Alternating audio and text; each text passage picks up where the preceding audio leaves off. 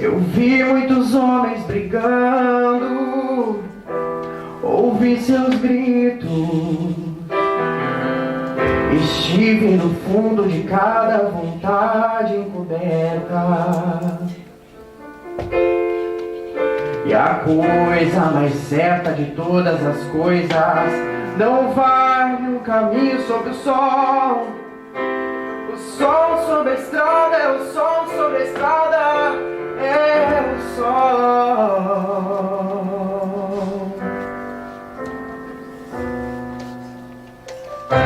Por isso uma força me leva a cantar.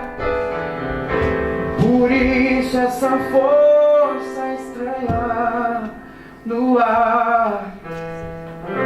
Por isso é que eu canto, não posso parar.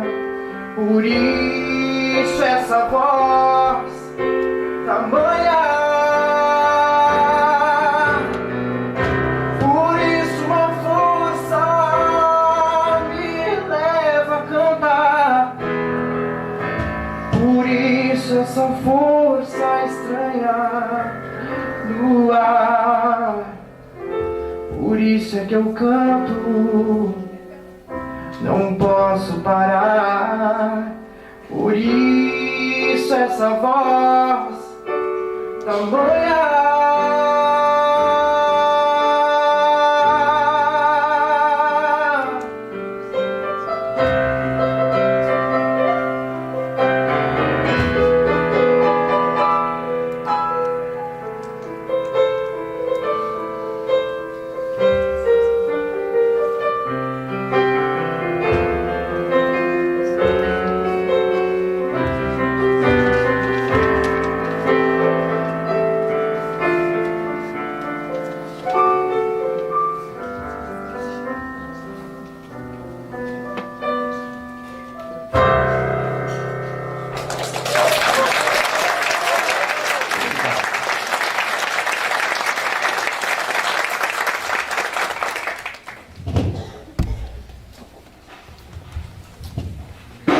Muito bom, como sempre. Muito obrigado, Ismael, pela sua participação. E nesse momento, entregaremos então uma lembrança a Ismael Neves.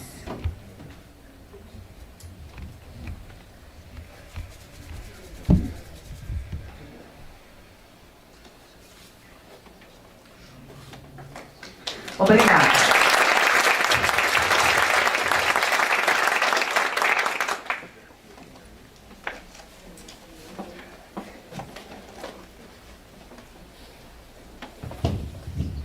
Agora, completamente enlevados e enternecidos por essas canções lindas, iniciamos então as nossas maravilhosas falas da manhã. Nesse momento, então, passamos à composição da mesa de palestrantes. Chamamos para compor a mesa a professora Ana Regina Berlange.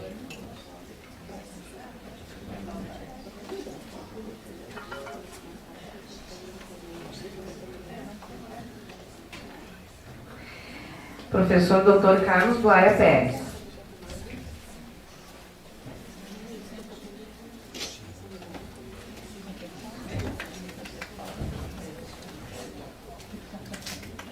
Arquivista Débora Flores.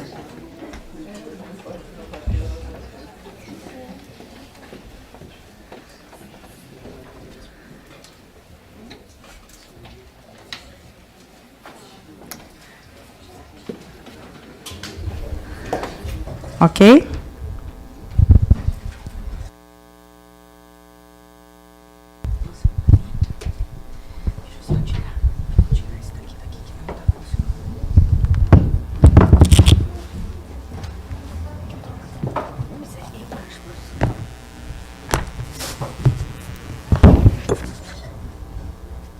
Ô, Débora, eu sou zero em...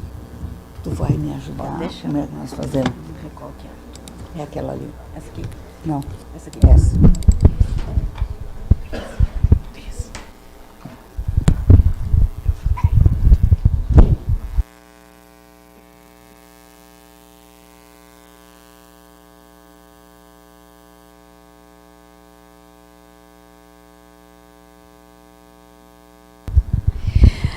Convidamos a todos para assistirem à palestra Microfilmagem e Digitalização, a transição de uma tecnologia a outra, que será proferida pela professora Ana Regina Berwanger, primeira coordenadora do Serviço de Microfilmagem da Universidade Federal de Santa Maria, de 1980 a 1985.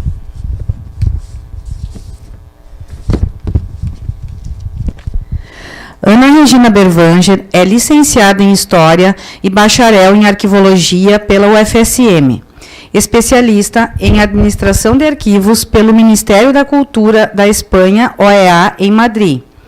Realizou aperfeiçoamento em arquivos no Arquivo Nacional do Canadá, Ottawa.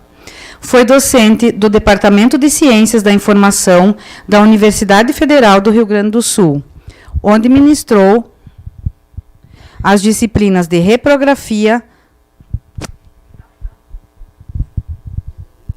Oi? Tá fraquinho, né? As disciplinas de reprografia, paleografia e diplomática, entre outras. Coordenou a implantação do curso de graduação em arquivologia da Universidade Federal do Rio Grande do Sul. Foi membro da Câmara Técnica de Paleografia e Diplomática do Conselho Nacional de Arquivos e membro da Academia Literária Feminina do Rio Grande do Sul. Foi pesquisadora do projeto Resgate Barão do Rio Branco do Ministério da Cultura. É autora dos livros Noções de Paleografia e de Diplomática e do catálogo de documentos manuscritos avulsos referentes à capitania do Rio Grande do Sul. Passamos a palavra à professora Ana. Bom dia, pessoal. Eu sou meio elétrica e estou emocionada de voltar à minha universidade. E eu quero primeiro agradecer a Débora, o DAG e a Denise, muito especialmente, pelos esforços para me ajudarem a vir aqui. E eu quero dizer que eu me sinto muito feliz de estar aqui e o que eu vou fazer? Eu vou contar para vocês sobre uma tecnologia que foi de ponta e o que está acontecendo hoje com ela, tá? Então, eu tenho uma frase que eu gosto muito, vocês enxergam? Não? Do Marshall McLuhan, que foi o papa da comunicação social. Ele trouxe novos paradigmas para a questão da informação e da comunicação. E ele dizia, hoje, ele já é falecido, hoje, com os microfilmes e com as memórias eletrônicas, a palavra escrita toma de novo o aspecto artesanal do manuscrito. Desculpem, eu imprimi e vou ler aqui e comentar, porque eu não sei qual é a metodologia que a Denise e a Cristina, perdão, e a Débora, é que lembro muito da Denise Molon. Então, volta e meia, me sai o nome dela. Se eu vou falando e as pessoas perguntam, ou se eu vou falando e as pessoas perguntam no final.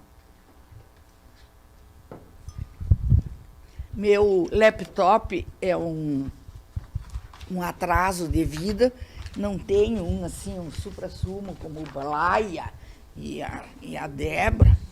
Então, eu imprimi, né? Sou dinossauro da arquivologia, mas o dinossauro tem sua importância, ele é o registro. Então, eu sou dinossauro, mas não sou dinossauro nas ideias. Isso seria perigoso. Bom, por que o pessoal pediu para mim vir falar sobre a microfilmagem? Então, o meu objetivo aqui nessa palestra é resgatar o papel das atividades desenvolvidas pelo Serviço de Microfilmagem, que depois passa a ser Laboratório de Reprografia, para a história do curso de Arquivologia da UFSM. E a aplicação dessa tecnologia na documentação e nos arquivos da administração da nossa universidade aqui. E eu quero mostrar rapidamente as diferenças na aplicação dessas duas técnicas e a consequente migração de uma para outra frente ao desenvolvimento da tecnologia da informação. Então, eu já vou logo dizendo, eu não sei nada, eu não sou perita em digitalização, acho uma tecnologia bárbara, mas tem umas coisinhas que eu vou dizer. Tá? Começa do começo. Coloquei um conceito de microfilmagem e um conceito de digitalização. Então, a microfilmagem é o quê? É produzir imagens fotográficas, né, em forma reduzida de um documento. E a digitalização é outra coisa. E sempre foi, para mim, o maior especialista em microfilmagem. E, quando nós tínhamos dúvidas de alguma coisa, ligação para o Rio, para o professor Lázaro nos ajudar, e nunca se negou. Já é falecido.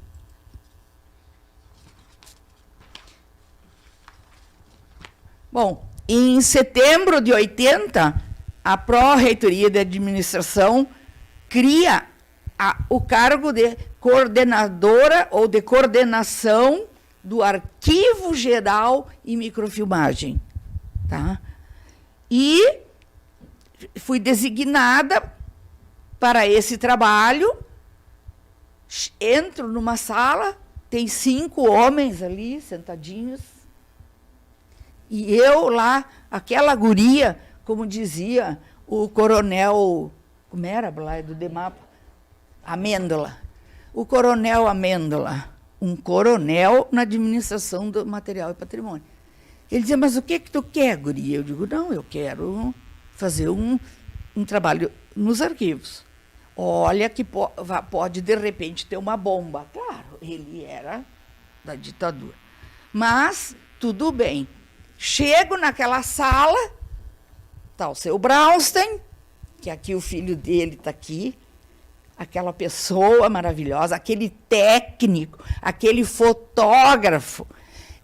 Estava o Blaia, que eu nunca consigo chamar de Carlos, estava o Blaia, estava o Renan, estava o Renato, também falecido, e depois vieram a Márcia Antunes e a Márcia Bernardes.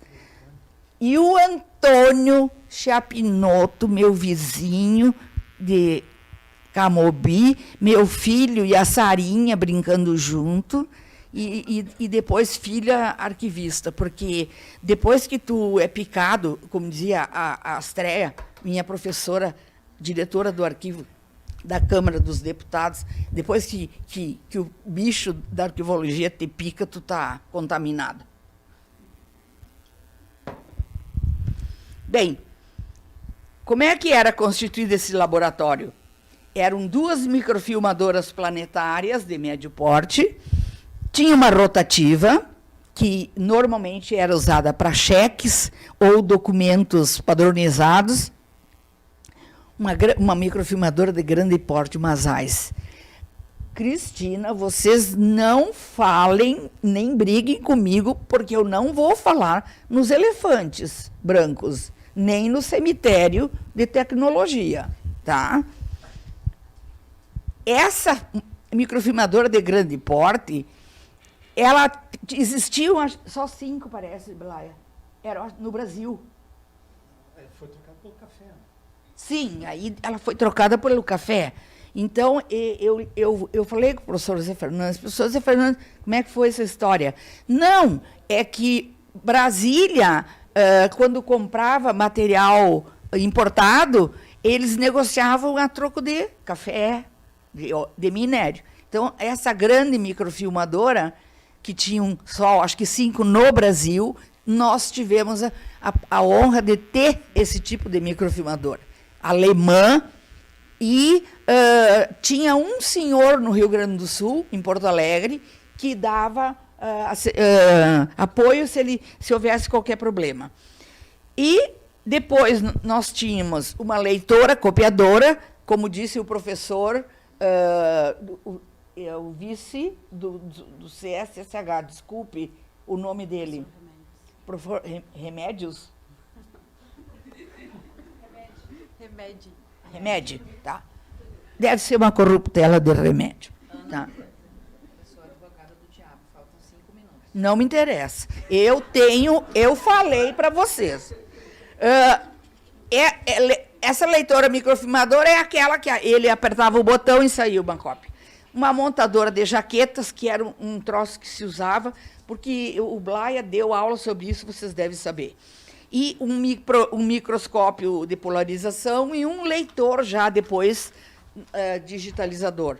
Nós tínhamos o laboratório de processamento dos filmes, tinha uma processadora e toda a instalação hidráulica para a lavagem do filme à medida que ele ia sendo processado. Bem, quem eram as pessoas? Lá vem a magra da microfilmagem, quando eu subi aqui. O Antônio Luiz Chapinotto, que eu nunca consegui dizer que é Pinotto. Para mim é Chapinotto. O Carlos Blaia Pérez. Nossa, aquele apoio também. E hoje, que orgulho, meu professor, doutor. A Márcia Bernardes, que veio mais tarde como técnica em microfilmagem. A Márcia Antunes, porque, gente, nessa época, a gente ia nos congressos de arquivo e se falava, e a própria legislação, a lei do arquivista, mostra que nós podemos trabalhar em serviço de microfilmagem. Então, eu pedi para o pró-reitor que colocasse mais uma arquivista para fazer todo o procedimento de organização dos filmes, da indexação, que, no caso, os rapazes, não era o papel deles fazer indexação nem nada. Tá? O Renan, o seu Braunstein, o Renato, que foi uma pessoa, ele era maravilhoso, todos eram comprometidos, eles conheciam o trabalho. E o Renato sempre fazia o processamento dos filmes. E aí eu fiz ele ir a Brasília para fazer um curso de aperfeiçoamento na questão de processamento e conservação de microfilmes. Tá? Infelizmente, ele faleceu de câncer, que eu garanto que os químicos da revelação ajudaram ele a ter um câncer. E tínhamos uma bolsista do curso de arquivologia, Patrícia Batista, que fazia. Gente, nós não tínhamos Excel, gente, não tinha nada, só tinha máquina da datilografia. Então, nós tínhamos que indexar, né? Nós tínhamos que organizar, fazer toda essa parte de arquivo. Já não vou terminar ainda, aguente. O que nós fazíamos? Nós sentávamos todos e organizar a documentação. Mas para microfilmar, primeiro passava pela análise e seleção para ver o que microfilmava e o que não microfilmava. Tá? Então, a gente organizava os documentos na ordenação que a gente achava mais coerente e dependendo da documentação. Por exemplo, a ordenação dos dossiês de funcionários era uma, os dossiês de aluno era outra ordenação, as fichas do departamento de contabilidade. Então, o arquivista, quem trabalhava na microfilmagem, tinha que ter essa visão da ordem em que ia ser colocado os documentos. Bom, aí os rapazes microfilmavam, eram processados os filmes, em uma inspeção ótica, porque tinha que ter padrões de qualidade que a lei do microfilme obriga, e aí era feito a indexação dos filmes. No caso dos filmes, era numérico cronológico, que é a indexação, uma atividade arquivística. Aí os microfilmes que estivessem sem nenhum problema iam para o arquivo de segurança, tá? Que tinha lá na microfilmagem. Porque havia a legislação do microfilme, que é de 68, ela obrigava as condições que tinham que ser respeitadas para ter o filme de qualidade arquivística, que internacionalmente se chama safety film, o filme de segurança. E no arquivamento dos microfilmes, tínhamos o respeito às normas de conservação e preservação, controle de temperatura, umidade, etc, etc. Eu espero que os microfilmes que foram feitos até 85 não estejam com a síndrome do vinagre.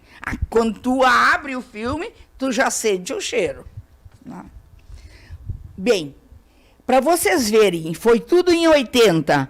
Primeiro foi criada a Comissão Permanente de Análise e Seleção de Documentos. Professor Derblay Galvão, aquele homem que nos apoiou em tudo. Ela é de abril. Eu entrei em março, fizemos a comissão em abril e já começamos a definir com qual documentação seria iniciada a microfilmagem. Se decidiu pela documentação de pessoal. Já vou terminar. O que a nossa comissão de avaliação tinha como objetivo? Selecionar e analisar a documentação a ser microfilmada, preservada e eliminada. E estabelecer os valores dos documentos, né? Documento permanente, documento corrente, enfim, papel do arquivista.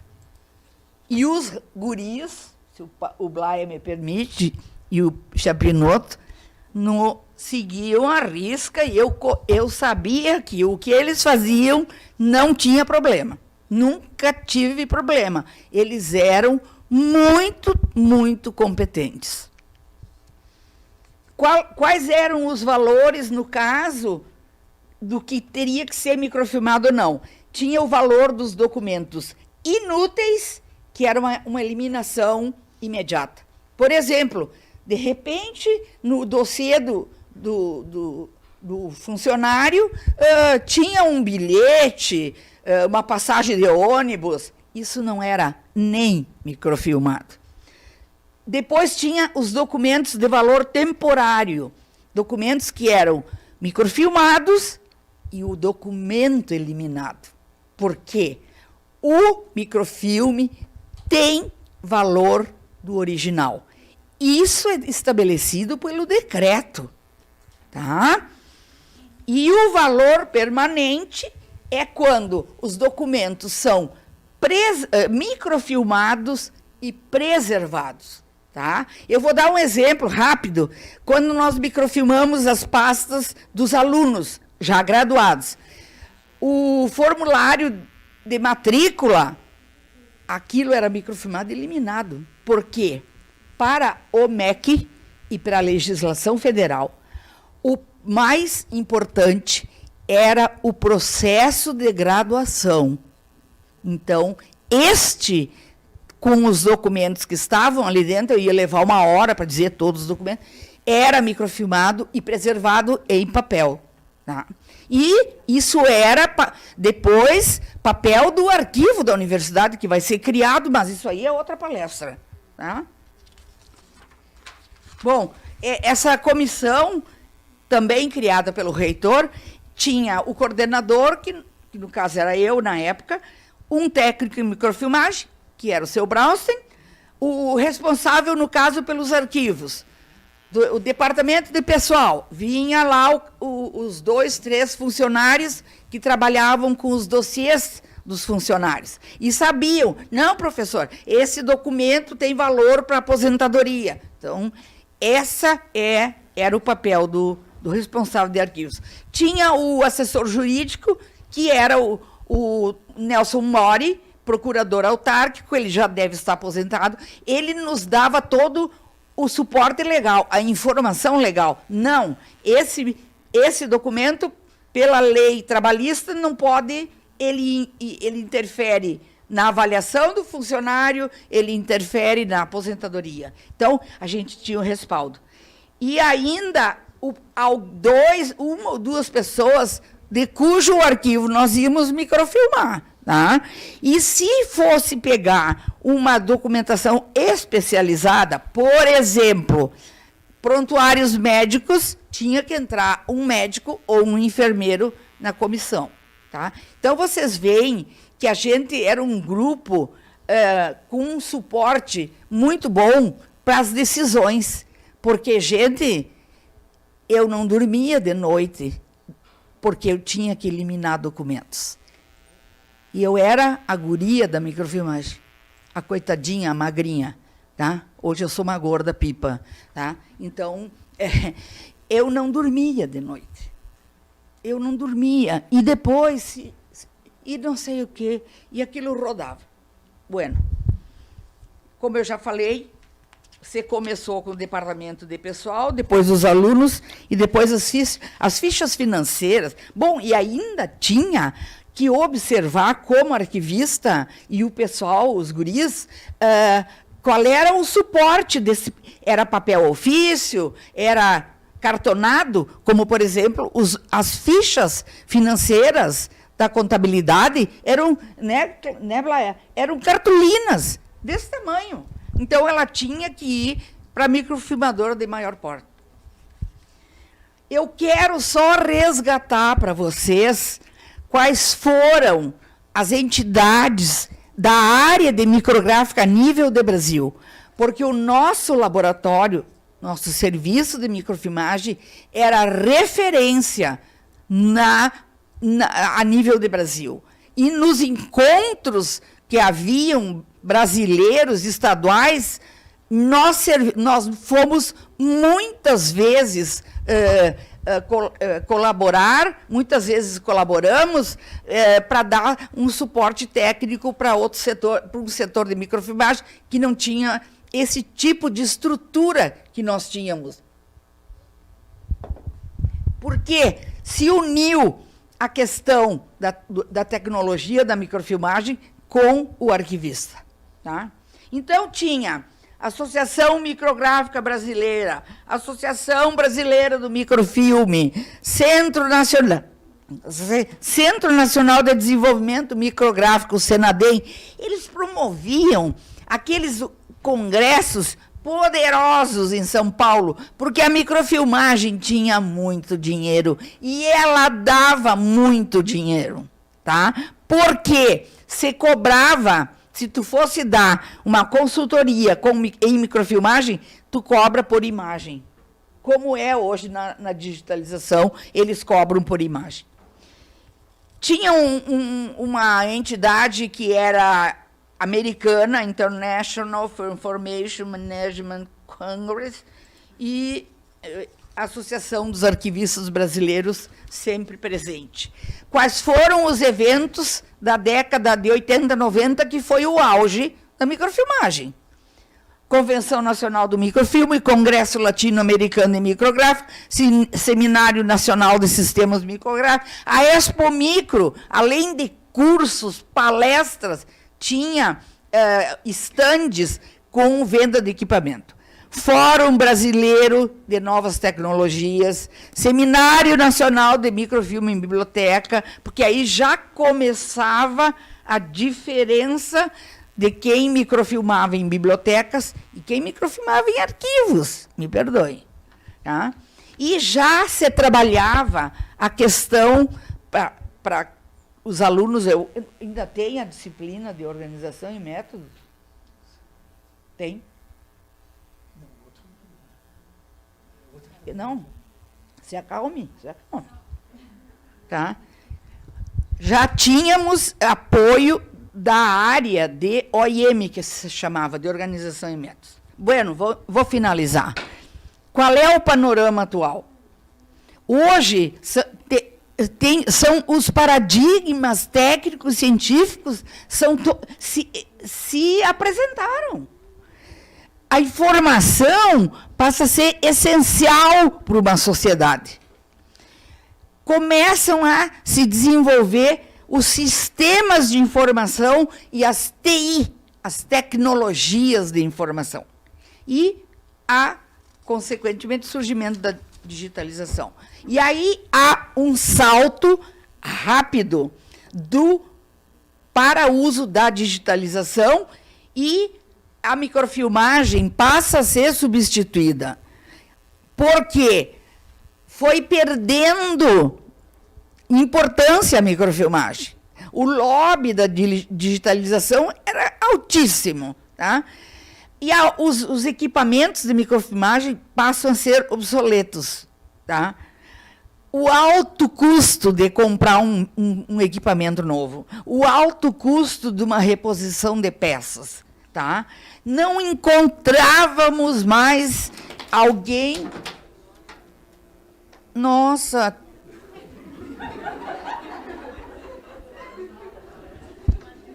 Eu não tenho isso lá em casa. É tecnologia. Viu o que é a tecnologia? Aí, o que nós vamos ter? A desativação da microfilmagem em entidades públicas e privadas. A URGS desativou imediatamente. Equipamentos digitais superiores na qualidade da imagem.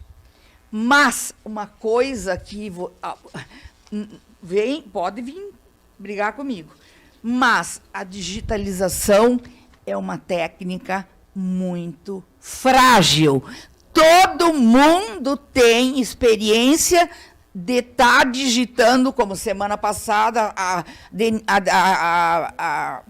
a Débora e a Cristina pediram um resumo do meu currículo e eu escrevi tudo, não salvei e não recuperei mais. E eu tenho uma colega que estava escrevendo a tese e o neto vai e bate no delete, ela perdeu tudo. Tá?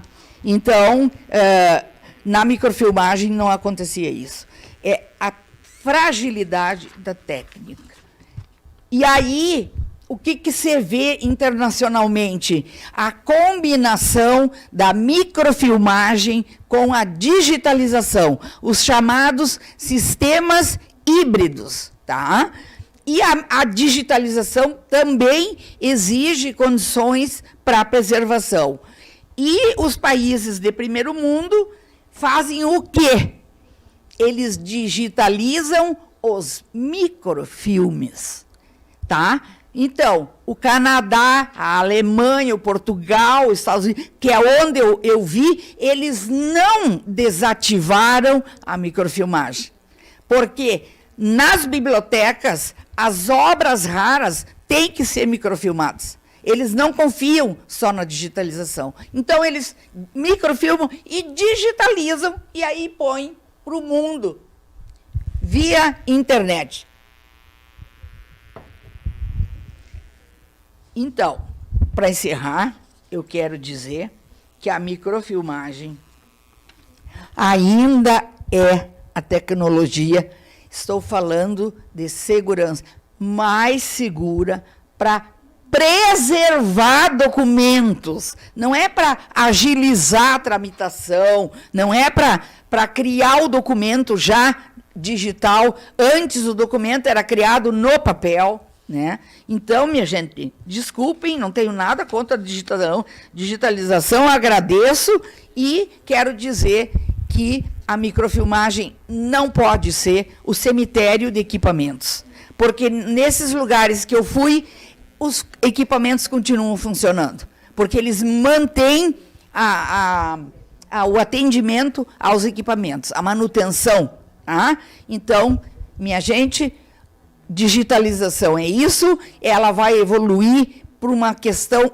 para ser mais segura, mas, por enquanto, o microfilme é mais seguro para preservação. Não confundam as coisas.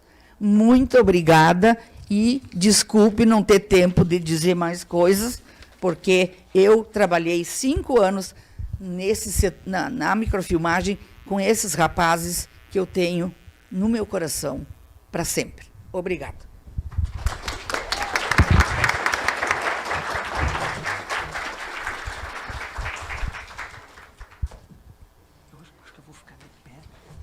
Eu sou obrigada a fazer uma rápida quebra de protocolo. A Débora vai querer meu pescoço.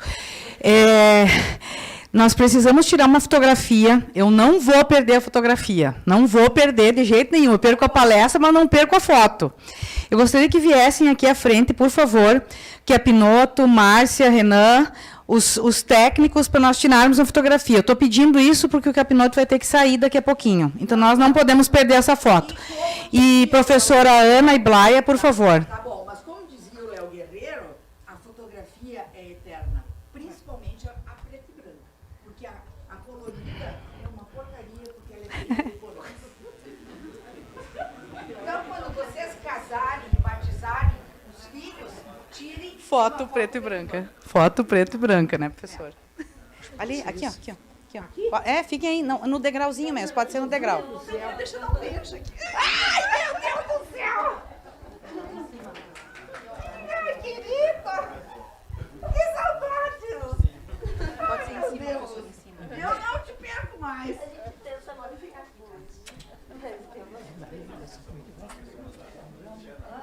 Renan Lovato Pena! Familiares de Brownstein ainda estão presentes? Por favor. Coisa, mas querido. O Renan tinha uma letra maravilhosa. Então, quando tinha que fazer a capa, um letreiro, para indicar, por exemplo, a pasta do Carlos Braia Pérez, quem fazia? O Renan com aquela letra, pincel atômico, perfeito, não tinha impressora. Por favor. Por favor, se posicionem aqui. Ana, no final tu continua a palestra, tá? A festa. Meu Deus. Gostaria que fosse uma... Pessoal, só aqui, a fotógrafa está aqui, por favor. Gostaria que uma fosse aqui e tapar a minha barriga. Só um pouquinho. Deixa eu tentar tirar o fio para trás. Ana, só um pouquinho. Renan, só um pouquinho. Vou colocar o fio para trás. Onde é que é pra mim ficar? Em cima. No degrau ou fora do degrau? Em cima do degrau. E o menino do Renato? Pronto. Atenção, a fotógrafa está a postos. Posicionem-se. Organizem-se. E o menino do Renato? Do Renato não veio? Não, não veio. Todo mundo sorrindo. Abacaxi, alface, X, passarinho. A corrida vai ser digitalizada e não vai ter uma preta e branca. A gente vai mandar imprimir, não se preocupe. Vocês receberão uma cópia impressa. Ok? Filme a nossa foto. Ah, tá bem. Certo? Muito bem. Aplausos.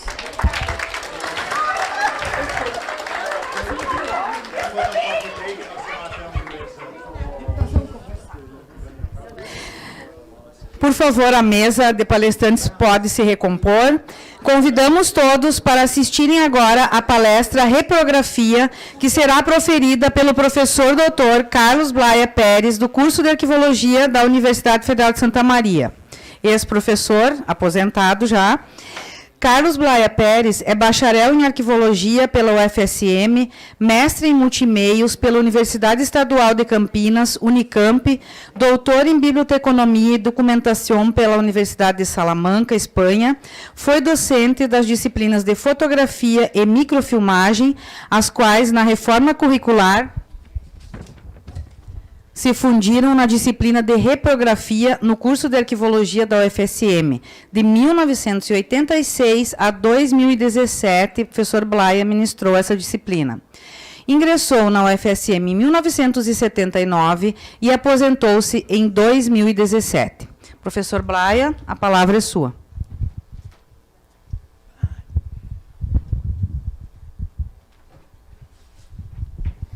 Bom, bom dia a todos. Para mim é uma alegria imensa estar aqui. Meu amor pela UFSM, pelos meus colegas, é imenso, assim. Então, imagine meu prazer voltar aqui. Rever os colegas, ex-alunos, hoje colegas, né? É maravilhoso, assim. Bom, pessoal, eu tenho também uma paixão muito grande com a fotografia, com a microfilmagem, com a digitalização, tudo isso aí. Então, eu tomei a liberdade de resgatar um pouco. Em 2017 eu me aposentei, aí eu fiquei com medo de entrar em depressão, ficar em casa, esse negócio assim. Vamos viajar. Eu e minha mulher, minha namorada há 40 anos, casada há 38, né? Vamos viajar. Estávamos na cidade do Porto e eis que esse aqui é o Centro Português de Fotografia. Um dos cabeças é a Teresa Cisa. Ela, pode ser que vocês não conheçam, mas o irmão dela tem uma obra em Porto Alegre, que é um museu, né, feito pelo Álvaro Cisa, do nosso conterrâneo aqui de Restinga Seca, que é o grande artista aqui, Antônio, me salva nessa, o prédio branco, aquele na beira do Guaíba, Iberê Camargo. Então, o Museu de Iberê foi criado pelo Álvaro Cisa. E aí, eis que chegando no Centro Português de Fotografia, temos uma exposição que eu lembrei da Cristina instantaneamente. Porque essa é a última rainha de Portugal. Tá? E vocês vão ver que eu vou viajar bastante aqui, eu vou viajar na maionese. E essa exposição são fotografias feitas pela rainha, fotografias feitas pelo rei e pelos dois filhos do casal. Né? Então a rainha tinha interesse pela fotografia, a Dona Amélia, né? E aqui temos o exemplo de material, são fotos originais, tá? Não é reprodução. Então aqui temos um exemplo prático de como usar a reprografia, como usar a reprodução. Em vez de botar os originais, né, temos que usar uma reprodução desses. Tanto é que tinha um guardinha. E vejam que as fotos estão iluminadas e ele tem na mão um tecido que ele vai cobrir. Economia, graças a Deus, não terminei, porque eu ficaria louco com a situação econômica do país hoje em dia. Né? Então, eu fui aluno do Paulo Kuhlmann, depois eu fiz um curso extra com o professor Léo Guerreiro. Não tem o menor exagero dizer que ele era fantástico, porque era mesmo. Tá? Fui para o mestrado na Unicamp e tive professores fantásticos, Fernando de Taca e Hélio Solha. Além disso, os meus colegas, o Derval Gouzio era professor de fotografia na Federal da Paraíba. O Antônio Oliveira, o mesmo nome do fotógrafo de Santa Maria, era professor da Federal Fluminense, já com livros publicados na área de fotografia. Eu consegui beber muito nessas fontes. E no doutorado eu não consegui me desligar e fui para a área de fotografia também. E aí, depois de tudo isso, minhas aulas não podiam ser uma aula comum, assim, né? A minha aula tinha que ser diferente. Eu tinha que, já que eu fui beneficiado com todas essas fontes, né, e eu começo falando sobre a necessidade do homem de representar através da imagem. Né? E essas imagens têm 26 mil anos, ficam em Santillana del Mar, né, que são as covas de Altamira, que eu tive a oportunidade de visitar, e a minha filha foi minha guia. Né? Ela tinha ido com a escola, depois ela foi minha guia nessa excursão. Não só lá na representação dos animais, uma época posterior, com moedas, tem essa necessidade o meu rei, a figura dele na moeda. Né? E aqui, assim, a câmara escura, que é o princípio da câmara fotográfica. Ele vai evoluir, né? E aí isso aqui era meu sonho, até que um dia eu me dei conta que eu podia usar o próprio laboratório fotográfico do curso de arquivologia. Fui lá, fiz um buraquinho na parede e passei a usar como câmara escura, e nós entrávamos dentro do laboratório fotográfico. E eis que, numa outra viagem, eu fui a Girona, na Espanha, fica perto de Barcelona. E lá tem um museu de cinema, cinefotografia, e eu encontro uma câmara escura portátil. Mas não é só isso. Aqui dá para você, eu apareço na foto para vocês terem uma ideia. Assim, eu fico muito bem atrás da câmera. Atrás da câmera é perfeito. Na frente não é comigo. Tá? Eles não só montaram uma câmera escura portátil, isso seja, a imagem lá fora vai ser projetada em cima dessa mesa, o cara fica aqui assim, desenhando, reproduzindo ela assim. Tá? Eles não só montaram isso aqui, como montaram um cenário para reproduzir a imagem ali. Né? Então, assim, é fantástico. Depois eu vou voltar a esse museu. E aí tem a história da fotografia em si, da guerra, ficou mais conhecido, o Niepce, que em 1822 fez a primeira foto. Essa é considerada a primeira fotografia. Ele não fez foto antes. Sim, ele fez fotos antes dessa, mas elas desapareceram. Essa sobreviveu, então, para fora da França, a que vale é essa aqui, 1822. Antes já tinha, mas não dá para contar. Aproveitei aqui, agora vou fazer 38 anos que eu estou casado, nos 25 anos de casado, eu convidei vamos fazer uma viagem, nós dois, né, para comemorar os 25 anos de casamento. Né. Aí, que tal a França? Ela ficou me olhando assim, porque tinha uma piada, dos 25 anos, o que deu? Uma viagem para minha mulher para o Japão. Né. Nos 50 anos, o que vai dar? Aí vou dar a passagem de volta. Né. Aí ela ficou me olhando assim, como se eu fosse... Não, é corrida e volta. Aí fomos para o Vale do Loire, na França, aquela região dos castelos, e por coincidência, lá no final, estava Chalon-sur-Saône, né, que é onde o Niepce tinha feito a primeira foto. Aí tivemos que ir lá fazer uma visita, conhecer a casa que continua lá, e em Chalon-sur-Saône, essa casa fica a 7 quilômetros do centro de Chalon. Né. Esse é o Museu Niepce, fica na beira de um rio. Aqui na parede tem um buraco, né, e que vai funcionar com uma câmera escura. Então as pessoas passam lá de fora e a gente vê do lado de dentro, mas é com aquelas perninhas para cima, assim, que inverte esquerda, direita e mostra de cabeça para baixo. Tá? Então fomos para o Museu do Niepce. Opa, passou aqui. Aqui a parte interna do museu e tudo ali assim. E aí, voltando, como é que as aulas têm que ser? Começa no primeiro dia, assim, pega o papel fotográfico, joga a luz em cima e vamos fazer uma fotografia sem câmera, né? E trabalhando diretamente sobre o papel. Aqui assim, depois nós vamos fazer um negativo usando uma lata de Nescau. Tá? Faz um negativo e aqui... No outro dia a gente copia e faz a cópia positiva, tá? Com uma latinha. A lata tem um papel fundamental, porque ela tem um furo tão pequeno que tudo vai ficar em foco, desde o que está juntinho até a árvore que está, tudo vai ficar em foco. Né? E depois de fazer uma foto com uma lata, se os alunos dissessem, não, mas a minha câmera, meu celular, eu disse, não, só um pouquinho. Se tu fez fotografia com uma lata, não vem, o que tu pegar agora é lucro, vai ficar maravilhoso. Vamos em frente. E sempre tinha a história do grupo ser fotografado com a lata. Com a lata. Aí é um sacrifício, porque é muito tempo de exposição e eles se mexem. Ninguém fica parado por tanto tempo, a não ser que seja muito bem preparado. Assim. Então, mais para o final do semestre, a gente fazia a fotografia com a lata, onde aparecia o grupo. Tá? E aí aproveitava a técnica, porque o arquivista ele tem que ter um olhar diferente. A forma como ele olha a fotografia não pode ser um olhar comum.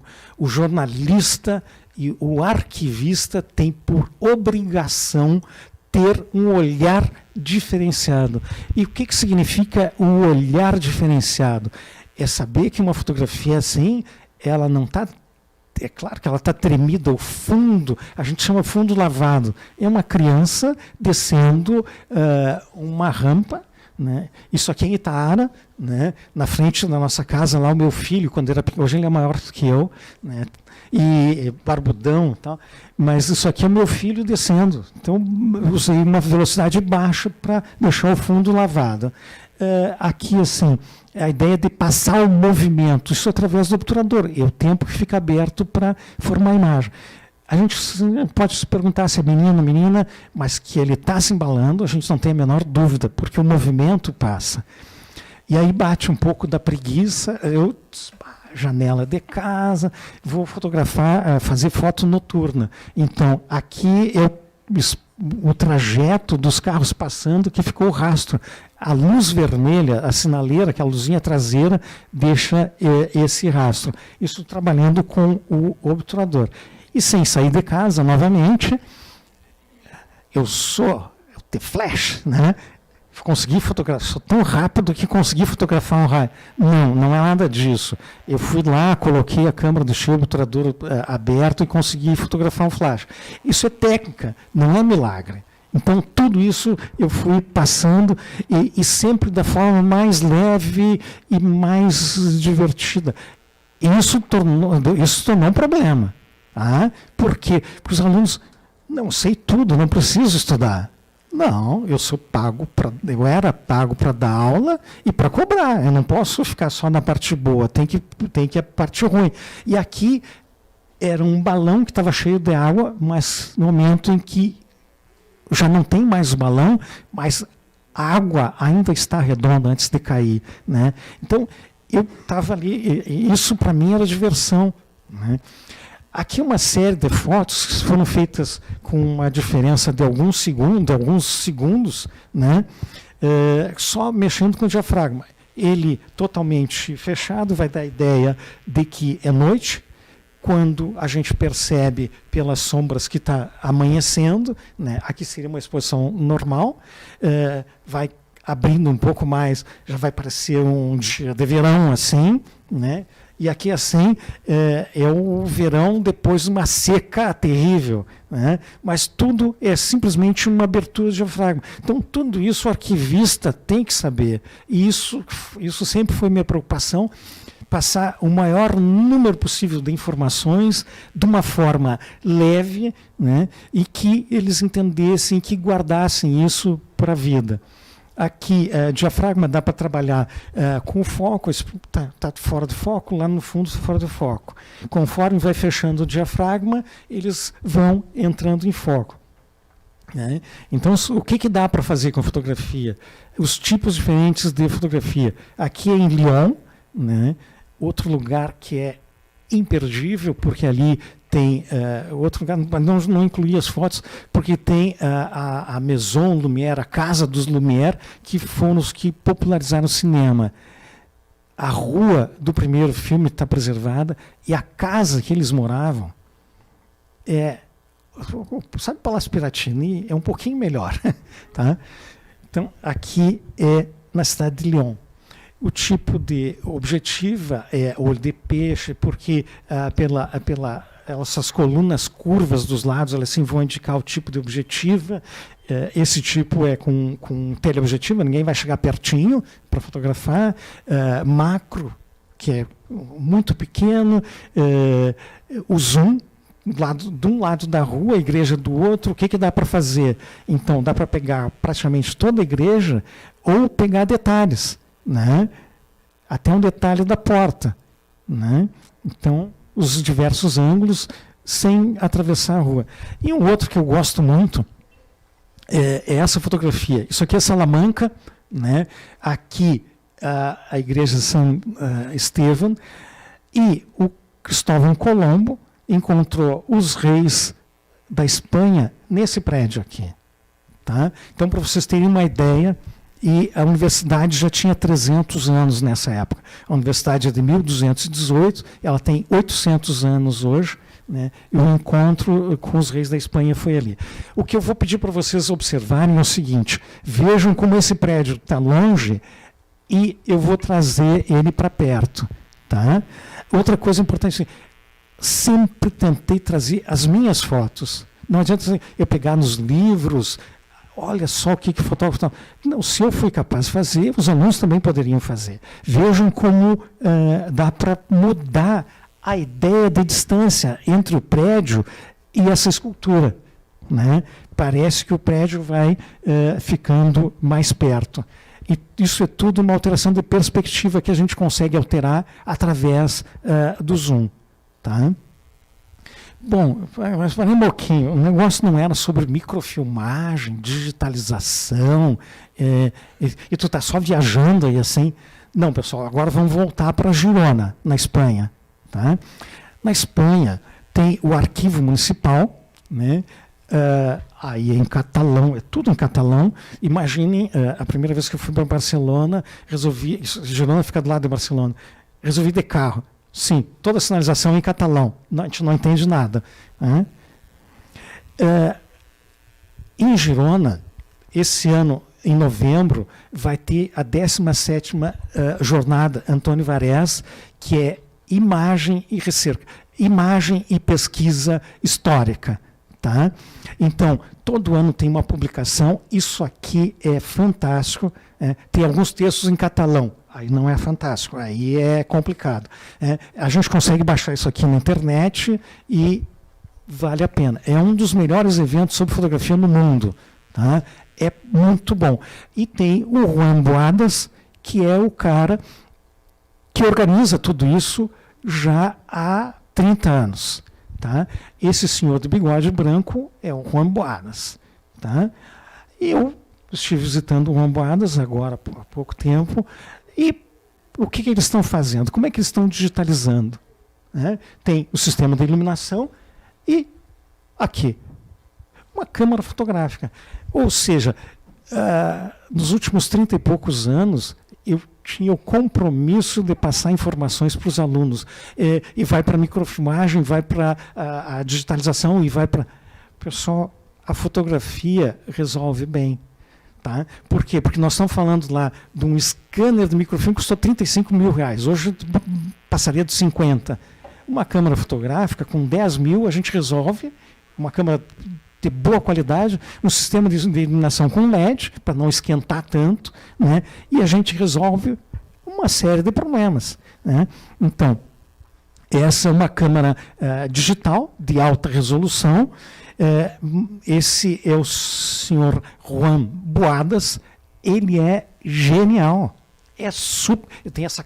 Parece um cara muito sério, muito. Os espanhóis chamam de funfonion, ranzinza. Não, não é. É uma simpatia. Ele já esteve no Brasil várias vezes, me recebeu super bem. E aqui no Brasil, em 2023, estão lançando essa câmera Canon, maravilhosa, só que ela vai ter 100 megapixels. As nossas câmeras têm 20 e tal. Agora vai ser de 100. Só não caiam na cilada de querer reproduzir documentos com 100 megapixels, que não vai ter a capacidade de armazenamento, né? Mas significa o quê? Que vai ter uma qualidade altíssima, pode usar metade da resolução, que vai estar sobrando coisa ali assim. Né? Então, pessoal, como eu disse, a nossa sessão terapia termina aqui. Né? Muito obrigado pela atenção e pela paciência de vocês por viajarem comigo nessas histórias assim. Não, eu primeiro. Só um pouquinho. É que eu saí daqui e fui para a URGS. E aí, todo semestre que tinha microfilmagem ou reprografia depois, quando é a viagem para Santa Maria? Porque a gente saía sábado de manhã, às 5 horas, para chegar aqui, encontrar o Blaia perfeito para nos receber e mostrar como funcionava a microfilmagem e essa bela aula que ele sempre nos dá de fotografia. Então, Blaia, em nome do curso de Arquivologia da Universidade Federal de Santa Maria, muito obrigado pelos anos que tu nos recebia gratuitamente aqui em Santa Maria. Muito obrigada.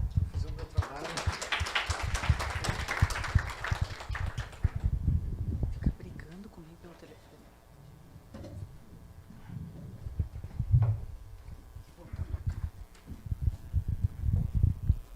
Nesse momento, convido a diretora do Arquivo da Universidade Federal de Santa Maria a entregar uma lembrança para a professora Ana Regina e o professor Carlos Blaia. Espera aí. Quer levar os dois? Se vocês puderem vir à frente. Ana só cuida do fio. Eu queria ser que nem o Blaia, eu queria estar atrás da máquina.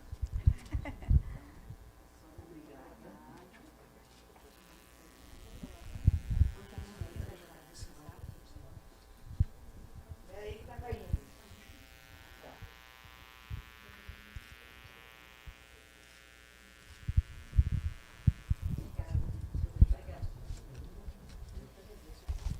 Professor Blaia e Ana Regina, se vocês puderem se sentar na plateia agora para assistirmos a nossa colega do Arquivo Nacional. Convidamos todos para assistirem agora a palestra Estudo de Caso, a Memória Institucional da Microfilmagem no Arquivo Nacional, que será proferida pela arquivista Érica Sampaio, do Arquivo Nacional, no Rio de Janeiro. Érica Sampaio é graduada em Arquivologia pela Unirio, mestra em Gestão de Documentos e Arquivos, também pela Unirio. Participou do curso Escola de Arquivos para Iberoamérica, pelo programa Iberex, em Madrid. Atualmente é supervisora da equipe de preservação digital, representante do Arquivo Nacional na rede Sudeste de Repositórios Institucionais.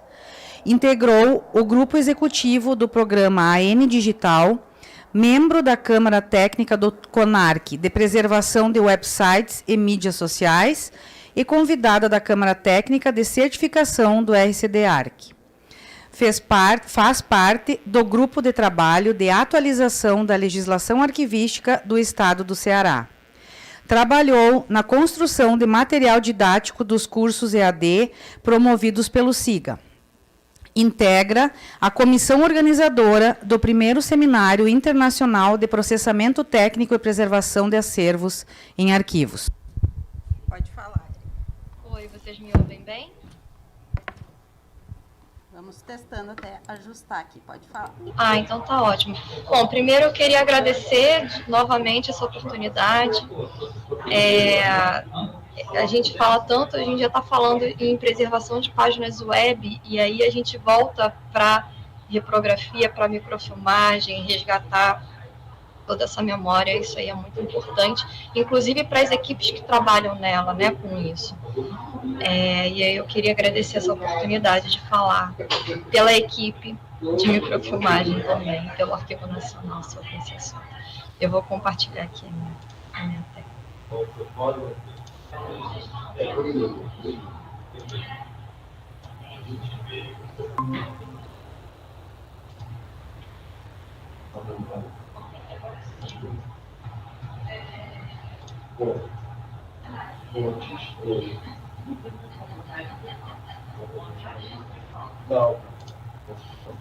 Vocês estão vendo, né? Então, esse trabalho ele conta um pouco da história da memória institucional relacionada à microfilmagem, né, no Arquivo Nacional. E aí, só contextualizando, esse trabalho ele foi escrito, ele ainda está em construção, mas ele está 90% pronto.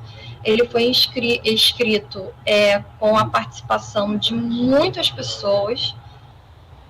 A gente resgatou servidores aposentados que fizeram parte da equipe da microfilmagem, a gente resgatou um monte de coisa, as salas de discussão ficavam cheias de gente, todo mundo querendo participar, todo mundo empolgado, né, que participou que fez parte da equipe de microfilmagem, e um lembrava do outro, poxa, tem fulano, tem cicrano, pô, vou falar com ele, de repente a pessoa tem a foto, enfim, foi muito legal. E isso a gente escreveu durante a quarentena, no auge da pandemia, né? A gente ainda não tinha vacina, foi tudo recém-fechado, instituições fechadas. O que a gente vai fazer agora? Vamos fazer um cronograma de atividades, e uma dessas foi fazer esse trabalho, e foi muito bem recebido, inclusive pela nossa coordenadora geral, né, a UF, pela nossa coordenação, na época, né, o Tiago, né, César também, todo mundo recebeu isso muito bem. E as equipes, né? Então, só contextualizando como foi feito esse trabalho, né? Isso aqui é uma introdução. A gente iniciou as atividades da microfilmagem nos anos 70, né? Então, a gente já está aí há algum tempo nisso, né? E ainda funciona, tá? Só dando um spoiler aqui do final, isso ainda funciona, a gente ainda microfilma documentos.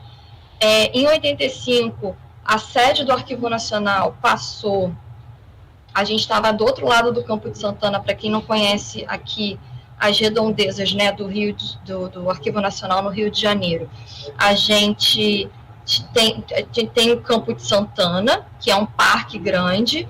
Do outro lado, hoje funciona a Casa da Moeda, Centro Cultural da Casa da Moeda. Lá era o Arquivo Nacional.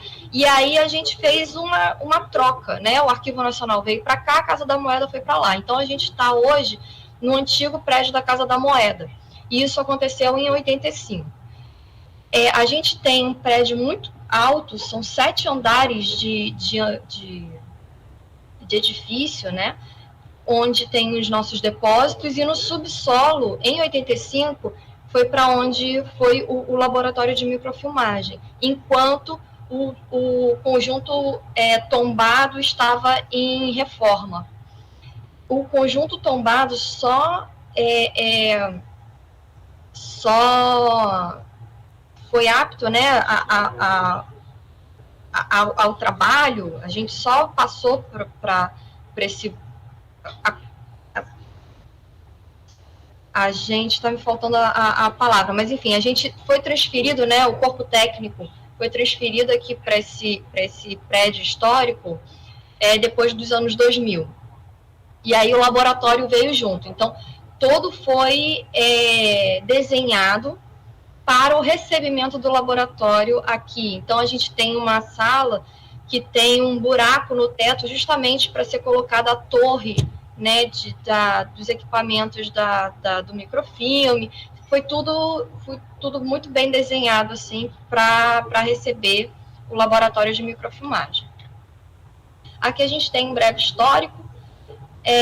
Então, a gente teve, né, na década de 70, o início das atividades, com a proposta, né, de preservar o acervo original e facilitar a acessibilidade. Imagina que antes da microfilmagem você tinha obrigatoriamente que ir no depósito, pegar os documentos lá e trazer e levar o usuário via o documento. E imagina todo o tratamento técnico que tinha que ter, né, o tratamento de higienização antes, tudo para poder chegar nas mãos do pesquisador.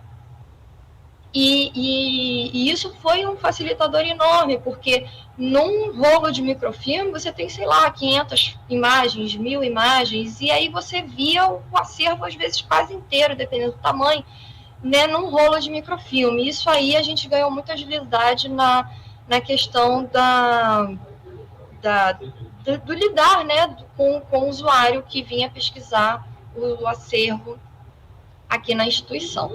E a gente ganhou antes, né, como já foi falado aqui, na época era a tecnologia de ponta, né? Todo mundo queria ter e era o ápice da tecnologia na época, né? O que eu falei, né? A celeridade no atendimento ao pesquisador, isso hoje foi um ganho enorme.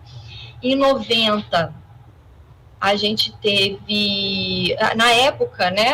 Hoje são coordenações, a gente tem coordenações. Na época ainda era divisão de documentos escritos, divisão de conservação. Hoje são coordenações, né? E aí foi feito, na época, essas divisões, né, que hoje são as coordenações, se juntaram e para definir, tá, beleza, temos agora um laboratório bonitinho, lindo, funcionando, mas, gente, o que a gente vai fazer, né? Por onde a gente vai começar?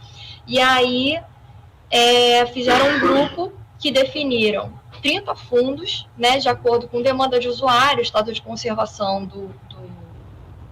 do acervo, e começaram pela relação de vapores e sesmarias, né, a microfilmagem, os trabalhos de microfilmagem. Em relação à equipe, né, na década de 90, a gente começou com 17 funcionários, 17 profissionais ali lidando. Entre 2001 e 2006, foi uma loucura isso, que a microfilmagem, né, vocês podem ver, fazia assim 2 turnos, né, 6 microfilmadoras concomitantemente ali produzindo o tempo todo a captura, né, e gerando filmes e tal. Imagina a loucura disso, né? Se mais ou menos, a gente fez ontem, por acaso, uma média aqui de quanto tempo a gente demora para a captura, né? Não estou falando nem de preparo, não estou falando nem de processamento, nem de revisão. A captura, mais ou menos 1h30. Imagina 6 microfilmadoras trabalhando full time em 2 turnos, e em cada mais ou menos 2 horas, vamos arredondar, saía um rolo de microfilme. Foi uma época, assim, foi o auge aí da nossa microfilmagem. Em 2006, a gente teve o concurso público aqui no Arquivo Nacional, e aí a gente teve uma renovação do corpo técnico ali da equipe da microfilmagem. A transição das películas, né, porque a gente também foi avançando na tecnologia aí da película, né? A gente começou com base de nitrato, base de acetato, de azo, e agora a gente está com base de poliéster. A gente não faz mais cópia de consulta. Isso aí eu vou falar mais na frente, mas eu já vou adiantar, porque a gente digitaliza, né? Hoje, os microfilmes gerados são digitalizados depois, então a gente não gera mais a cópia de consulta. Tá? As nossas primeiras aquisições, né?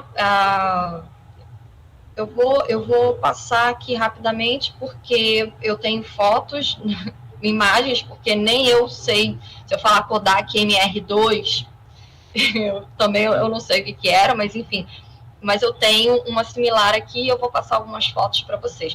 Mas essas aqui foram as nossas primeiras aquisições já desde de 80 lá, que a gente foi paulatinamente atualizando os nossos equipamentos, né? Então a gente tem a Zoitel, ela fala alemão. A gente tem 4 equipamentos desse. Minto. Essa daqui é de grandes formatos. A gente digitalizou muitos mapas aqui, nesse equipamento. Hoje, ela está obsoleta, tá? A gente está tendo muito problema de voltar a colocar ela para funcionar, porque como ela é alemã, sei lá, queimam a placa, aí a gente tem que solicitar a Alemanha, a gente não, né? A gente tem uma empresa que faz a manutenção, a gente tem contrato de manutenção, aí essa empresa faz a solicitação para a Alemanha, que demorar 1 mês para chegar. aí chega, aí tá faltando um cabo da placa, aí pede de novo lá, aí volta. Aí quando a gente consegue colocar ela em operação, queima o motor, aí tem que chamar Então, assim, ao longo dos anos ela foi entrando em obsolescência e a gente está vendo que decisão que a gente toma em termos práticos, né, para o futuro desse equipamento, mas hoje, de fato, esse equipamento não está funcionando. Mas a gente digitalizou muitos mapas, a gente microfilmou muitos mapas aqui. Inclusive, na época, eu era do setor de cartografia, eu levei muito mapa para ser microfilmado nesse equipamento, inclusive. A gente tem o nosso queridinho do laboratório, um Fusquinha, que o pessoal brinca, né, que é um Fusquinha, um MacGyver aqui, bota isso aqui para funcionar em 2 tempos, né, um grampinho de cabelo, aí ele conserta isso aqui. Então, é o xodó lá do laboratório e está lá com a gente até hoje. A gente tem a Zoito, aí sim, né, a gente tem 4 equipamentos desse, ele vai até, se eu não me engano, A3, A2, e ele que funciona hoje plenamente ainda. A gente ainda trabalha nesse equipamento. Esse aqui é o nosso laboratório de processamento de microfilmes, né? Então ele foi todo planejado para receber o laboratório, né? Esse já é o prédio novo, né? O prédio tombado, e ele já foi esquematizado todo para aqui a gente fazia do outro lado, né? Nessa época a gente ainda fazia revelação de fotos. Então a gente tem aí algumas paredes aqui de alguns laboratórios aptos a, né, com cano de água quente, água fria e tal, para a gente fazer esse trabalho. A nossa processadora, que funciona também, a gente tem contrato de manutenção vigente, né? A gente não deixa de ter contrato de manutenção. A gente tem a nossa mesa revisora, que a gente vê, né, a resolução, vê se a densidade também, se está de acordo, se não está. Onde a gente faz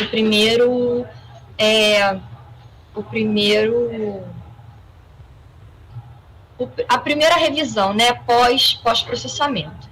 E a gente tem nosso equipamento de digitalização de microfilme.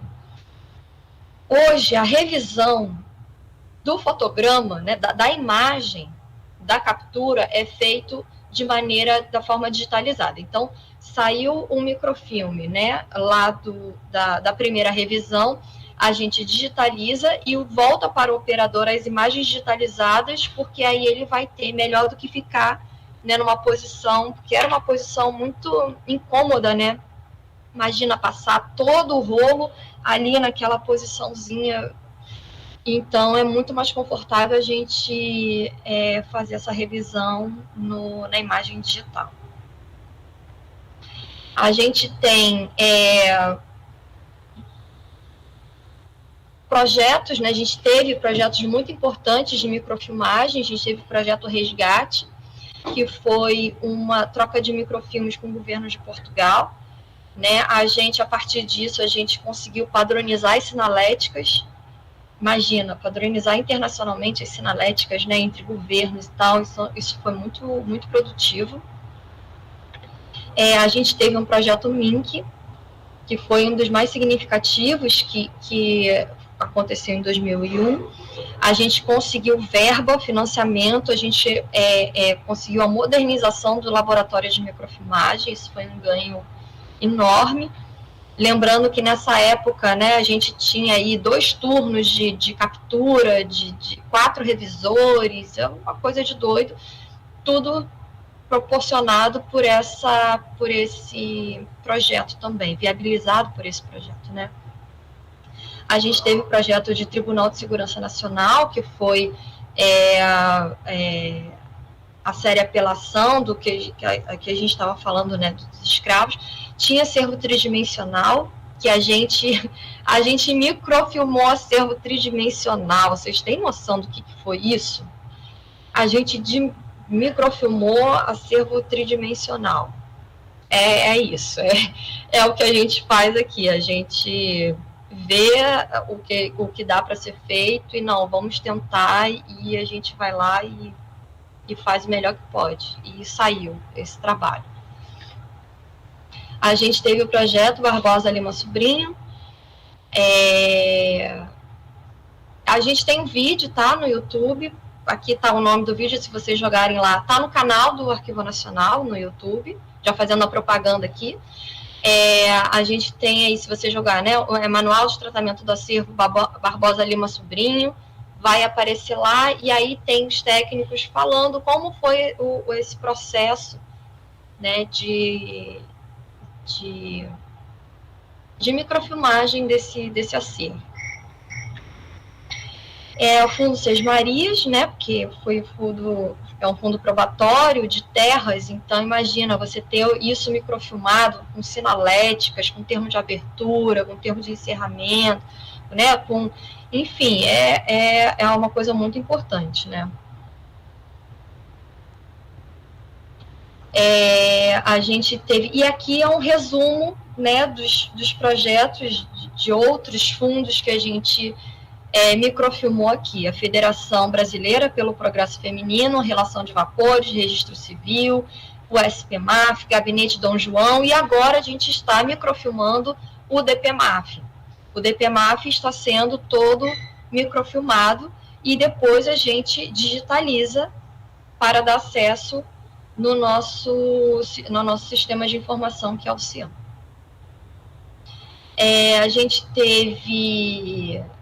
A gente tem acervo de outras instituições aqui, tá? Microfilmes de outras instituições, como a Petrobras, Centro Alceu Amoroso Lima para a Liberdade e Ecoluso. Ecoluso é uma documentação muito importante, né? Porque faz parte a Ecoluso é a Comissão Luso-Brasileira para a Salvaguarda do Patrimônio Documental e divulgação do patrimônio documental. Então a gente tem essa documentação aqui também. Não é nossa, mas a gente tem aí essa parceria, né, com outras instituições internacionais também em relação ao microfilme. O acesso, né, como eu falei, a gente dá acesso de forma digital hoje, né? A gente, na época não existia, até 97 não existia scanner de digitalização. A gente descontinuou as nossas leitoras de microfilme, a gente não tem mais. A gente não tem mais microfilme de cópia de acesso, isso também a gente não tem mais. E tudo é dado acesso digitalizado. Então, se o usuário pede algum documento que a gente só tenha em rolo de microfilme, a gente digitaliza o rolo de microfilme inteiro, já particiona, identifica quais são os dossiês ali integrantes daquele rolo, já coloca tudo disponível no CIAM. A gente faz a destinação dos produtos químicos, a gente já tem aí 3 quilos de prata extraídos do nosso processamento aí dos resíduos, né? Isso não vai para o lixo, porque isso vai contra, né, as leis ambientais, então a gente tomou esse cuidado. Em 99, o nosso químico maravilhoso, Antônio, ele leu um artigo, está aqui o artigo, né, a poluição ou lucro, a gente não está achando esse artigo em lugar nenhum, porque a gente queria referenciar ele melhor no nosso documento que a gente escreveu, mas quem tiver também pode mandar para a gente. E ele estava falando, né, que estava fazendo uma crítica, né, que ele questionava o descarte dos reveladores de fotografia, né? Você imagina os laboratórios todos de fotografia descartando todo esse material pelo ralo abaixo. E aí ele falou, não, então aqui a gente não vai fazer isso, vamos lá. E aí ele fez um grupo de estudo com outras instituições, inclusive, e a gente hoje a gente consegue separar esses materiais, né, que podem ser descartados e do que não podem ser descartados, e hoje a gente tem 3 quilos de prata. A gente fez ontem aqui rapidamente uma conta de quanto a gente tem de prata, isso dá mais de 20 mil reais só de prata. Hoje o grama da prata está girando aí em torno de R$5 e, sei lá, arredondando aí, R$5,50 o grama. Então a gente tem aí bastante material aí para... E a gente está pensando no que vai fazer, mas de qualquer maneira a gente separa isso não vai para o nosso ralo. Então, o descarte dos microfilmes, ele é sempre... A gente não descarta do nada, tá? A gente sempre pede autorização, a gente faz uma listagem descritiva do que e dos motivos, né, pelo qual a gente está descartando. Aquelas cópias de acesso, que hoje a gente não dá mais acesso por cópia de acesso. E muitos já estavam vinagrados, então a gente fez uma relação enorme desses microfilmes. Ele passa pela aprovação da coordenação de gestão de documentos e é publicado no Diário Oficial, tá? Para a gente poder descartar. Então, inclusive aqui dentro, a gente não faz descarte indiscriminado de absolutamente nada. Tudo tem que ser aprovado e tudo é publicado no Diário Oficial, tá? Isso é um dado muito importante.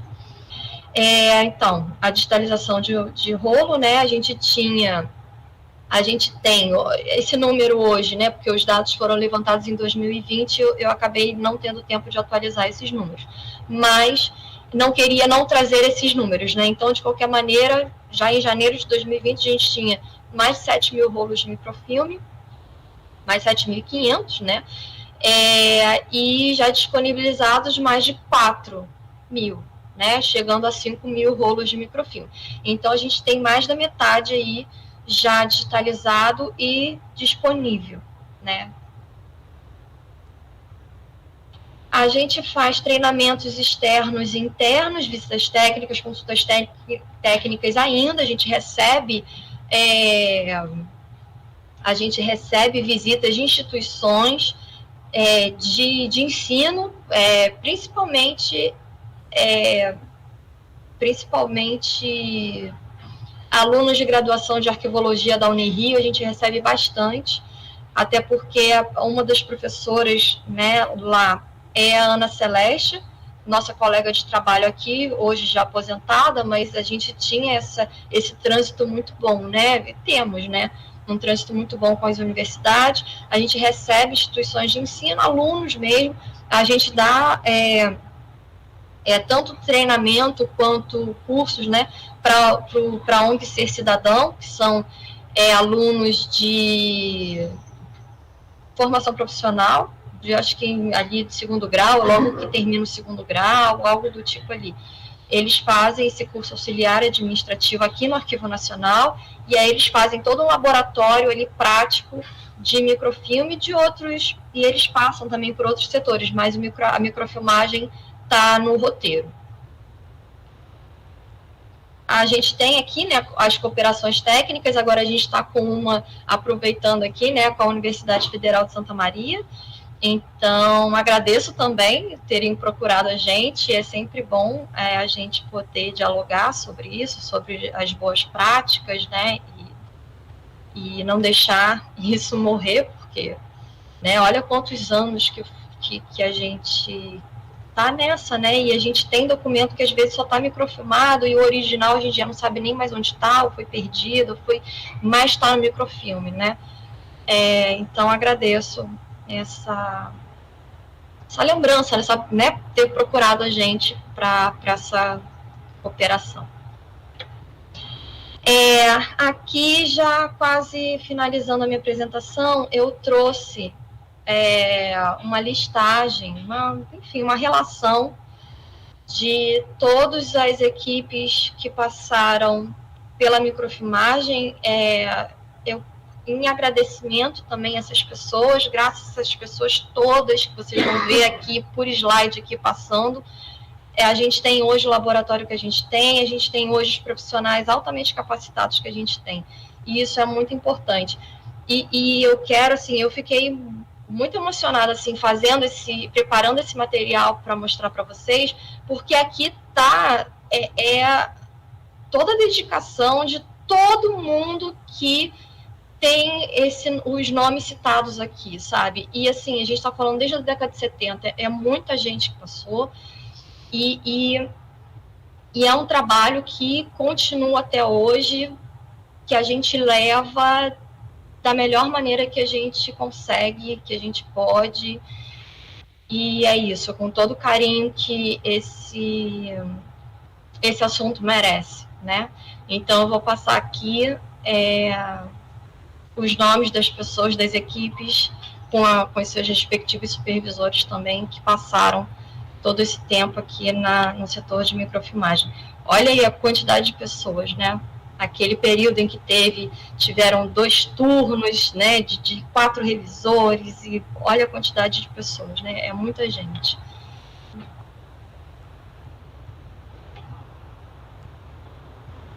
Hoje a gente está, né, o Rosivaldo, ele foi aposentado, a gente está hoje com 3 pessoas na microfilmagem, porque é aquilo, né, século aí 21, ano de 2022, estão sendo discutidos, né, preservação de página web, assinatura digital, RDC ARC, né, natos digitais, recolhimento de natos digitais.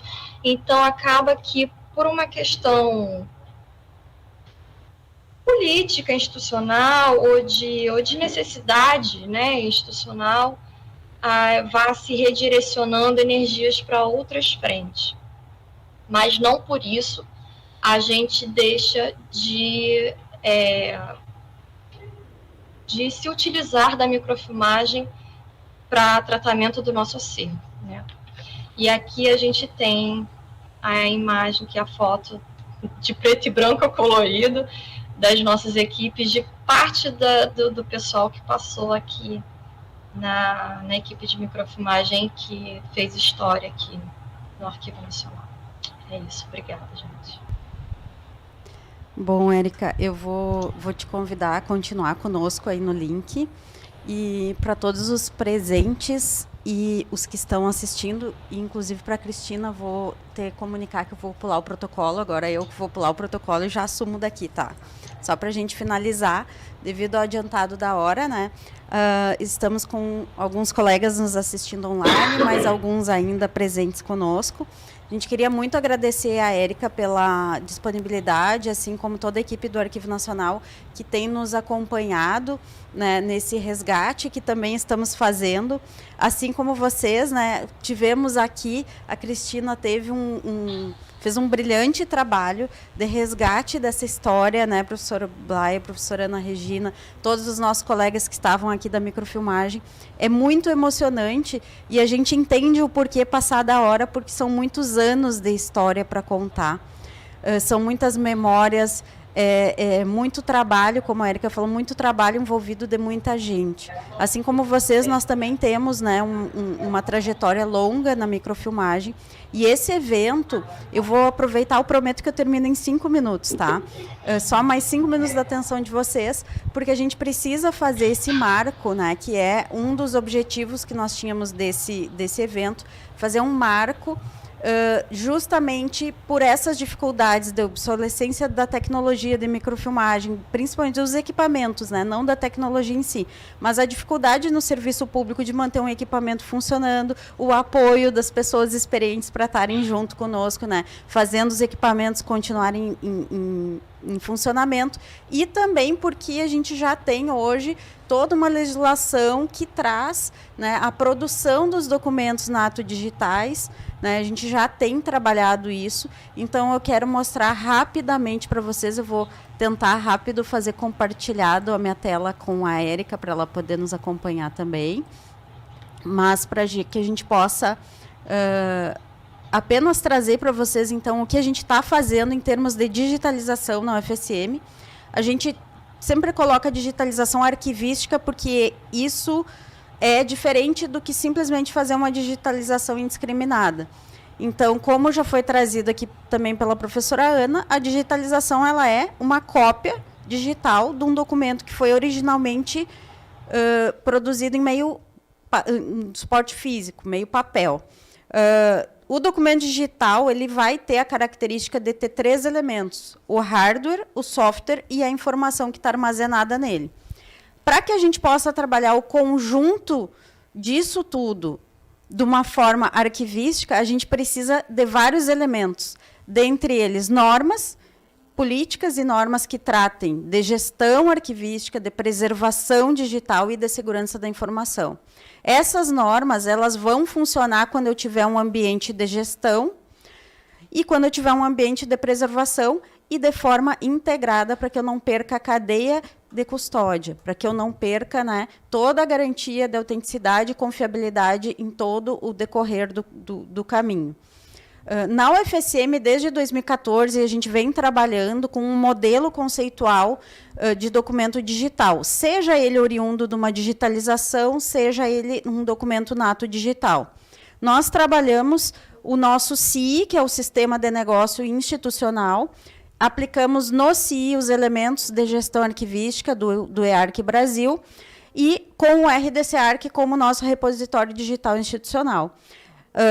Conectados e fazendo a difusão, então, o acesso dos documentos por meio dos nossos portais institucionais, e, inclusive, um deles é o Atom, né, que aqui nós denominamos de fonte. Todo esse trabalho tem base no plano de classificação, tem base em tabelas de temporalidade. Então, quando a gente fala em requisitos arquivísticos, estão contemplados os requisitos do EARC Brasil. E para que a gente traga para esse documento que está sendo trabalhado, independente da origem dele, a gente tem que trabalhar o contexto que ele está sendo produzido. Então, a gente tem o contexto de produção dos documentos totalmente garantido quando a gente trabalha o documento desde a sua gênese até a sua utilização. Então, trabalhamos requisitos, metadados e fluxo de negócios, pensando a produção desse documento, seja em papel, digitalizado ou documento nato digital. A utilização dele, sempre lembrando da autenticidade, confiabilidade, integridade e agilidade. E, por fim, aquilo que é o grande objetivo, que é a garantia de acesso futuro à proteção da memória institucional. Então, esses 3 pilares fazem parte de todo o nosso trabalho, trazendo aí toda a questão de contexto, como eu falei, de produção. Um projeto que entrou junto com isso, bem forte, que a gente vem mantendo e cada vez mais ampliando, é justamente mapear as funções, mapear as atividades, mapear os processos da instituição, para que eu saiba exatamente em que ponto do meu negócio aquele documento foi criado e que aí eu consiga trazer o contexto da produção daquele documento. Isso vai fazer com que eu consiga trazer o contexto de produção. E, para isso, a gente, né, fazendo jus ao trabalho de vários anos também, né, todo esse conceito, né, não é algo que a gente coloca da noite para o dia num sistema. Então, a gente já tivemos vários colegas, como a arquivista Franciele, que iniciou quando o módulo do CII ainda era o Legislação e Normas, começou o estudo, foi se avançando, né, e chegamos a um modelo digital dentro do portal, que é o Cadastro de Documentos Digitais. Então, hoje, a gente digitaliza vários tipos de documentos, como portarias, atas, editais, resoluções, e inclui nesse portal documentos, que é o nosso grande armazenamento de documentos digitais. E toda a documentação que está microfilmada, a ideia também, assim como os moldes do Arquivo Nacional, é que a gente amplia a digitalização também dos microfilmes para que a gente forneça o acesso, né? O nosso microfilme está lá, precisa ser usado, a gente tem um acervo de praticamente toda a vida acadêmica e vida funcional microfilmado, e isso precisa estar também nessa base de dados. Então, esse é um dos grandes trabalhos, um dos grandes desafios que a gente tem pela frente, apesar da gente não estar mais microfilmando documentos hoje, e sim partindo para o nato digital, eu não diria nem para a digitalização, porque o foco é já produzir em meio digital, mas o legado institucional que a gente tem, tanto microfilmado como em papel, ser digitalizado e incluído nessa plataforma.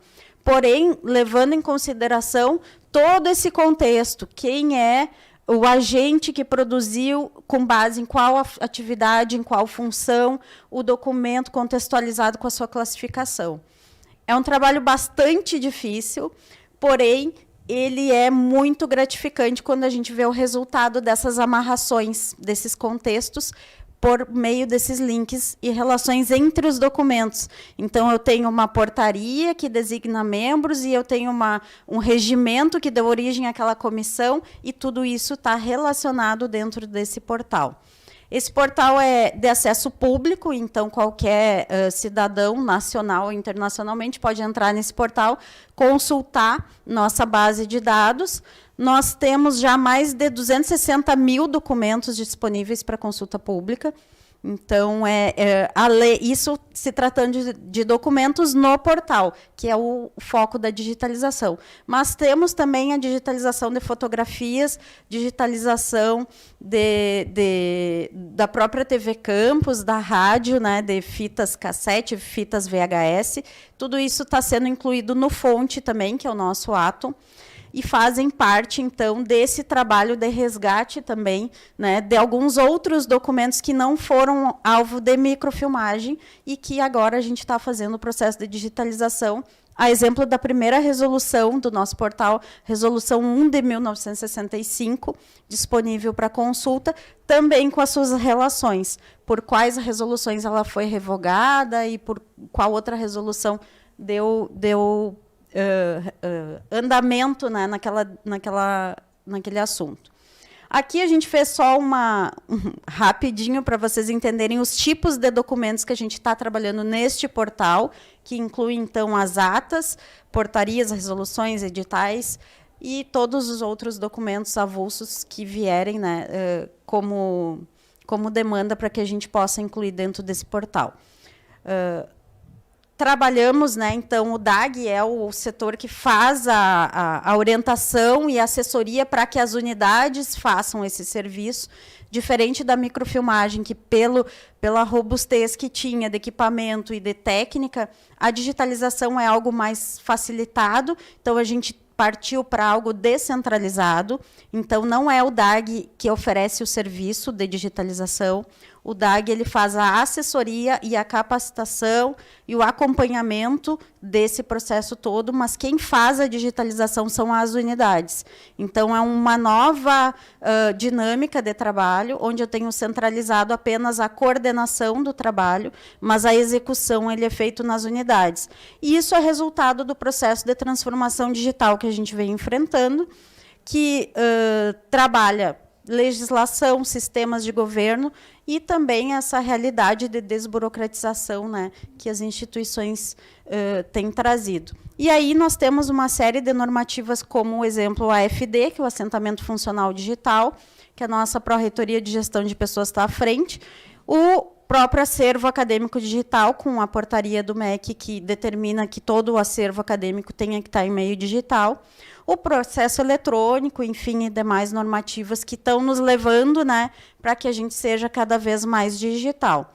Então, essa é a realidade que nós queríamos trazer para vocês, frente a todo esse histórico do que foi a microfilmagem, da importância da microfilmagem na nossa instituição. E, para além disso, né, como que a microfilmagem fez a gente chegar no patamar que está hoje, de ser uma das instituições com acervo totalmente, né, até 2008, todo o acervo acadêmico microfilmado já. Então, a gente tem todo o nosso legado já em microfilmes. A gente vai ter, claro, que o trabalho do acesso para esse material por meio de digitalização dos microfilmes, mas não vou precisar pegar o acervo e digitalizar, né? Então, o AFD também, da mesma forma. E a gente tem um orgulho imenso de poder dizer que a nossa instituição foi uma das precursoras da microfilmagem, assim como hoje a gente também tem orgulho de dizer que somos precursores em sistemas digitais, em digitalização, em requisitos EARC. E isso tudo demonstra o quanto a UFSM sempre teve, né, à frente do seu tempo. Antes mesmo das normativas, a gente já estava trabalhando com essas questões, e isso demonstra essa preocupação da UFSM com a sua memória, com o seu acervo, e também que a gente tenha um curso, um berço, né? Um berço de conhecimento dessa área aqui dentro e que a gente tem que se utilizar cada vez mais e usar dessas parcerias com o nosso curso de arquivologia para que a gente possa não só usufruir, né, desse conhecimento todo, como trazer os alunos para dentro para formar, né, junto com o curso de arquivologia, as experiências dos nossos alunos para o mercado de trabalho.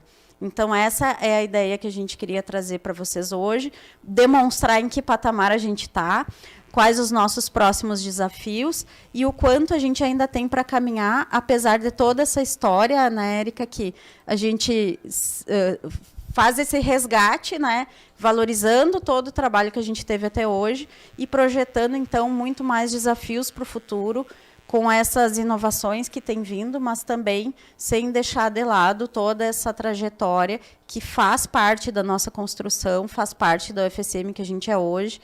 E a gente agradece muito a atenção de vocês, né, principalmente a dedicação de todos vocês em estar aqui hoje, ouvindo sobre essa temática tão importante. E convidamos principalmente os nossos alunos a fazerem parte desse trabalho. Nós estamos, junto com o curso de arquivologia, né, junto com os professores, tentando inovar para que os alunos possam ter essa prática de microfilmagem e também essa prática de digitalização e que possam vivenciar um pouquinho de cada um desses dois mundos, já contribuindo com esse serviço que a gente fornece, né, para a UFSM e para toda a comunidade universitária na região. Então, agradeço a Érica pelo acompanhamento nosso do seminário.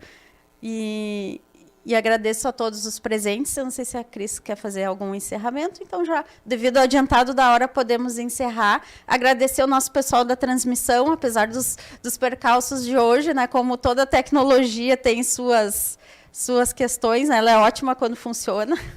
Então, agradeço imensamente pela dedicação, tiveram um esforço incansável para deixar o pessoal que estava de casa conseguir assistir, né? Pedimos desculpa para quem estava em casa, não conseguiu, né, assistir toda a fala, mas a gente ficou com bons registros, né, da manhã de hoje e aguardamos vocês para um próximo evento. Muito obrigada.